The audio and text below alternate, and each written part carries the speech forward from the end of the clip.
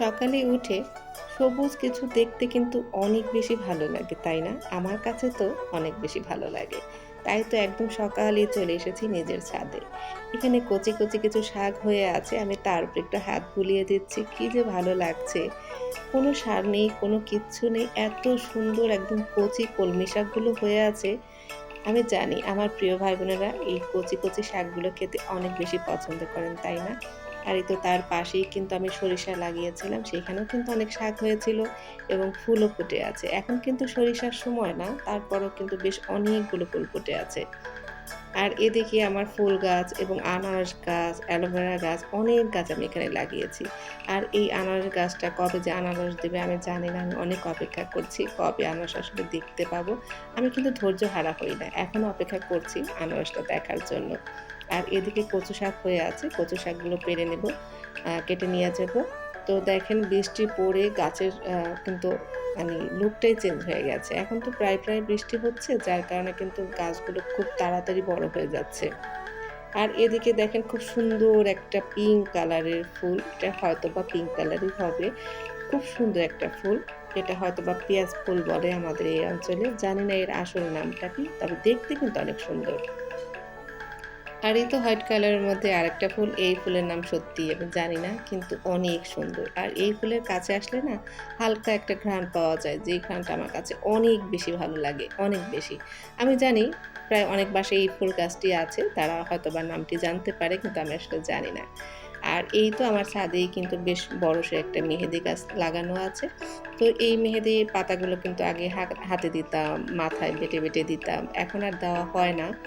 বেশ বড় হয়ে গেছে গাছটি। আর এই মেহেদি গাছের নিচেই কিন্তু আমি বেলি ফুল গাছ লাগিয়েছি। যখনই আমি ছাদে আসি তখনই কিন্তু বেলি ফুলের খুব সুন্দর একটা ঘ্রাণ পাই। কি যে ভালো লাগে, খুবই ভালো লাগে মানে বেলি ফুলের ঘ্রাণটা শুঁকতে পেরে। তো যাই হোক পুরো ছাদ আমার ঘোরা হয়ে গেছে। এরপর যেটি করতে হবে আমি এখান থেকে কচু শাক নিয়ে যাব। আর এই কচু শাকটা না মানে রান্না করেও খাওয়া যায় এবং ভর্তা করেও খাওয়া যায়। খুবই মজার। তো যখন ভর্তা করা হয় তখন কিন্তু ডাঁটি এবং পাতা একসাথেই ভর্তা করা যায়। খুব মজা লাগে। আর ভাত কিন্তু একদম সবুজ কালারের হয়ে যায়। দেখতে যে কি ভালো লাগে! যাই হোক ভর্তা করার জন্য বেশ অনেকগুলো ডাঁটি আমি এখানে কেটে নিয়েছি। দেখেন অনেকগুলো পাতা হয়েছে। এগুলো এখন ঘরে নিয়ে এগুলোকে পরিষ্কার করতে হবে। তারপরে এটাকে সিদ্ধ করে বেটে ভর্তা করতে হবে। তো যাই হোক সবকিছুই আমি নিয়ে নিলাম, যা ছাদের থেকে আনার প্রয়োজন ছিল সবকিছু নিয়ে ঘরে চলে এসেছি। তো আজ আমি রান্না করব, এখানে রুই মাছ নামিয়ে নিয়েছিলাম। ছোট সাইজের যে রুই মাছগুলো হয় সেগুলো। এগুলোকে কেটে আমি ভালো করে এখন এটাকে ভেজে তারপরে রান্না করব। আর সাথে থাকবে পাতলা ডাল। তো পাতলা ডালটাও কিন্তু এখানে আমি বসিয়ে দিয়েছি। প্রায় হয়ে এসেছে। এখন শুধু আমি পেঁয়াজ রসুনটা দিয়ে এটা একটা বাগার দিব, তাহলে কিন্তু ডালটা হয়ে যাবে। আর এই সময়টাতে না এই গরমের মধ্যে পাতলা ডালটা খেতে অনেক বেশি ভালো লাগে। যেহেতু বাইরে মাঝে মধ্যে বৃষ্টি হচ্ছে এবং তারপরেও কিন্তু প্রচণ্ড গরম। এই গরমের মধ্যে এই ডালটা খেতে অনেক বেশি ভালো লাগে। যাই হোক একটা জিনিস শেয়ার করি, সেটা হচ্ছে এই ব্যাগটার মধ্যে এটা কিন্তু অনেক বড় একটা ব্যাগ। জানি না ভিডিওতে বোঝা যাচ্ছে কিনা। তো এই ব্যাগ ভর্তি কাঁঠাল নিয়ে এসেছে আমার মামা। তো মনে হচ্ছে খুব ছোট একটা কাঁঠাল। হয়তোবা ভিডিওতে বোঝা যাচ্ছে না।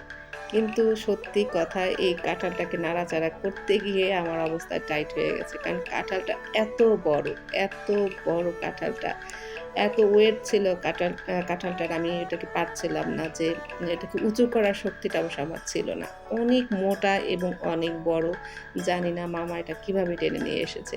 অবশ্য ভিডিওতে না অত বড় বোঝা যাচ্ছে না। আমি তো সামনাসামনি দেখেছি। এত বড় দেখে আমি আর ভিডিও না করে থাকতে পারলাম না যে এই কাঁঠালটা মামা অত দূর থেকে কিভাবে নিয়ে এসেছে। যাই হোক এই কাঁঠালটাকে এবার ভাঙার পালা এবং দেখার পালা ভিতরে কি অবস্থা। তো আমি তো কাঁঠাল ভাঙতে পারি না ভালো করে। ওই আঠার একটা সমস্যা হয়, তাই মাকে দিয়েছি যে মার বাবার বাড়ির কাঁঠাল মাই ভেঙে দিবে। তো যেটা হয় আমরা কিন্তু নরম কাঁঠাল বেশি একটা পছন্দ করি না। আমার বাবা পছন্দ করত। আমরা একটু শক্ত কাঁঠালটা খেতে পছন্দ করি। তো আমাদের মনের মতো হয়েছে কাঁঠালটা। দেখেন কত সুন্দর শক্ত একটা কাঁঠাল। আর কি যে মিষ্টি ছিল! দারুণ! এই কাঁঠালটা খেতে দারুণ ছিল। খুবই মজার ছিল কাঁঠালটা। যাই হোক মামাকে অনেক ধন্যবাদ। আর সাংসারিক কাজের মধ্যে একটা কাজ আমি শেয়ার করব আমার প্রিয় ভাই বোনের সাথে। আশা করি সবার উপকারী লাগবে এবং অনেক মাসে খুশিও হবেন। সেটা হচ্ছে আমরা কিন্তু ফ্রিজে যেটা হয় ডিম রাখি। ডিম বাজার থেকে এনে ধুয়ে তারপর কিন্তু সেটাকে ফ্রিজে রাখি। ঠিক না? আর এরকম ডিম রাখার কিন্তু ছাঁচগুলো পাওয়া যায়। তো আমি যেটা করেছি ডিমগুলো ধুয়ে পরিষ্কার করে তারপরে এখানে রেখে দিতাম। তো যেটা হয় মাঝে মধ্যে ডিমগুলো রাখলে যেটা হয় যে শেষের যে ডিমগুলো থাকে সেটা যদি বাই চান্স একটু নষ্ট থাকে সেটা কিন্তু কিভাবে যেন ওই ছাঁচের সাথে লেগে যায়। এমনভাবে লেগে যায় সেই ডিমটা আর তোলা যায় না।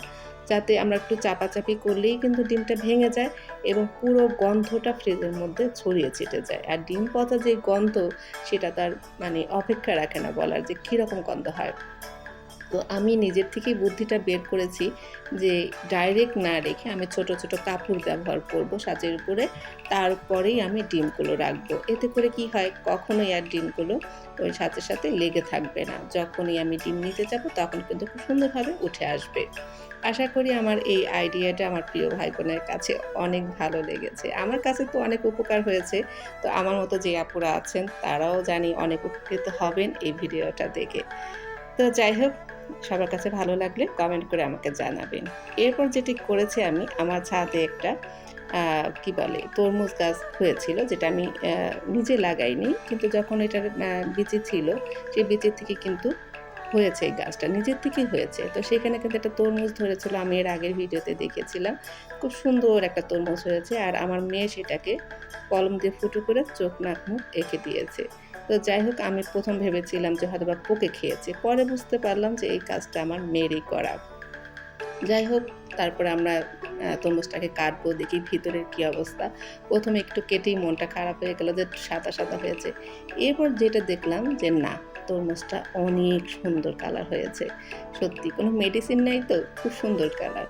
কিন্তু সবচেয়ে বড় অবাক হয়েছি তরমুজটা খাওয়ার পর। সত্যি কথা বলছি, এত মিষ্টি তরমুজ আমি এর আগে কখনো খাইনি।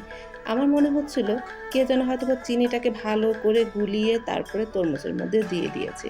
এটা যদি বাজার থেকে আনা হতো আমি ভাবতাম নিশ্চয়ই এটার মধ্যে মেডিসিন আছে। এত মিষ্টি ছিল যে খেয়েছে আমার ঘরে আমি মাকে দিলাম সাথে, সাথে কেটে মাও অবাক হয়ে গেছে যে এত মিষ্টি কিভাবে হয়? প্রচুর মিষ্টি, যে মিষ্টিটা কিন্তু আমরা বাজার থেকে পাই না। যাই হোক আমার ভিডিওটা আজ এই পর্যন্তই। সবাই ভালো থাকবেন। আল্লাহ হাফেজ।